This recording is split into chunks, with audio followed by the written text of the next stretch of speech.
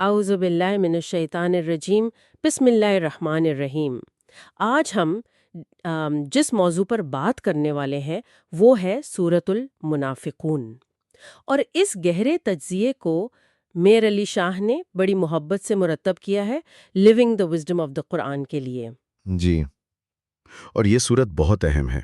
اس کا اصل موضوع صرف منافقت کی تعریف نہیں، بلکہ یہ دل کی اس اندرونی تقسیم پر بات کرتی ہے جہاں انسان ظاہر میں تو معاشرے کا حصہ لگتا ہے، لیکن باطن میں اس نے خود کو اللہ کے سپرد نہیں کیا ہوتا۔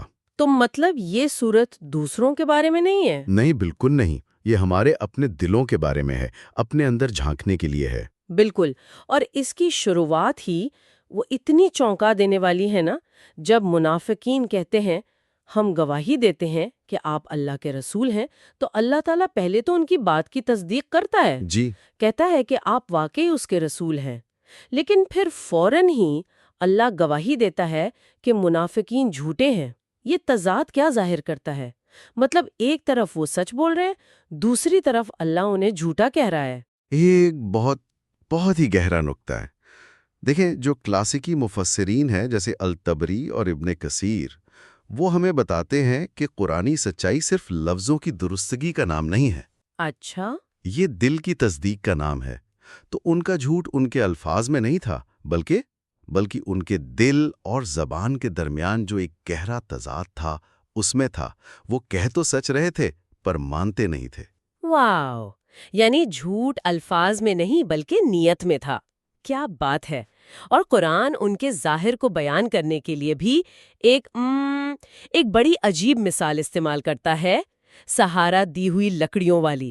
اس میں کیا حکمت ہے؟ یہ ان کے اندرونی کھوکھلے پن کی ایک زبردست تصویر کشی ہے کہ باہر سے دیکھیں تو وہ بڑے مضبوط، بڑے متاثر کن نظر آتے ہیں، جیسے دیوار کے ساتھ لکڑیاں کھڑی ہوں، لیکن اندر سے وہ کسی اخلاقی وجود یا حقیقی ایمان سے بالکل خالی ہوتے ہیں، اور اسی وجہ سے وہ ہر وقت ایک خوف میں رہتے ہیں۔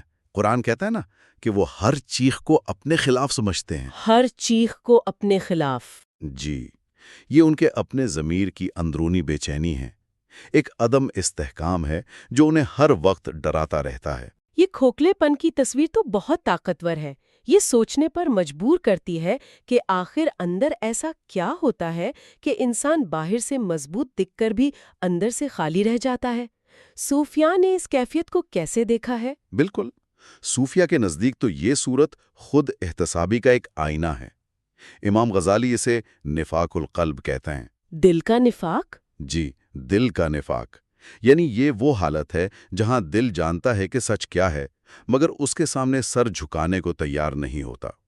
اور ابن عربی کے مطابق یہ خوف تب پیدا ہوتا ہے جب انسان کا بھروسہ اللہ کے بجائے دنیاوی چیزوں پر ہو جاتا ہے۔ اچھا، جب وہ سہارے ٹوٹتے ہیں تو انسان اندر سے ٹوٹ جاتا ہے۔ اور ذرائع میں ایک اور بہت دلچسپ بات لکھی ہے کہ نفس کا سب سے بڑا ہتھیار تاخیر ہے۔ جی، ابن عطا اللہ اسکندری، وہ کہتے ہیں کہ نفس ہمیشہ خلوص اور نیکی کو بعد میں پر ٹالتا ہے۔ منافقت اسی تاخیر اور ٹال مٹول میں ہی تو پروان چڑھتی ہے۔ جبکہ خلوص فوری عمل چاہتا ہے۔ بالکل، خلوص فوری عمل کا تقاضا کرتا ہے، جبکہ نفاق کہتا ہے کر لیں گے، ابھی کیا جلدی ہے۔ یہ تو بالکل آج کل کے نفسیات کی اصطلاح کوگنیٹو ڈسوننس جیسی کیفیت لگتی ہے، جہاں انسان کے عقائد اور اعمال میں تضاد اسے ایک مسلسل ذہنی اذیت میں مبتلا رکھتا ہے۔ آپ نے بالکل صحیح جوڑا، یہ وہی کیفیت ہے۔ تو اس ساری گفتگو کا نچوڑ یہ ہے کہ یہ صورت دوسروں میں منافق تلاش کرنے کے لیے نہیں، جی نہیں، بالکل نہیں، بلکہ اپنے اندر کی تقسیم کو پہچاننے کے لیے ہے۔ بالکل۔ اصل سوالات یہ ہیں جو ہمیں خود سے پوچھنے چاہیے۔ کہاں ہماری زبان ہمارے یقین سے آگے نکل جاتی ہے؟ کہاں خوف ہماری سوچ پر حاوی ہو جاتا ہے؟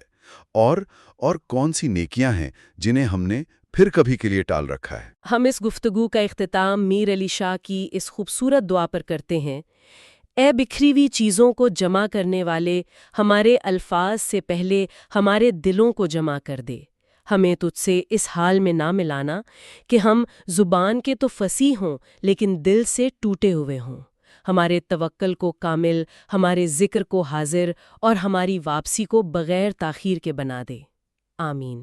اور آخر میں سننے والوں کے لیے سوچنے کا ایک نقطہ یہ چھوڑے جاتے ہیں کہ جو تقسیم دل کے اندر شروع ہوتی ہے، وہ آخر کار ہمارے اعمال، ہمارے رویوں اور ہمارے معاشرتی تعلقات میں خود کو کیسے ظاہر کرتی ہے۔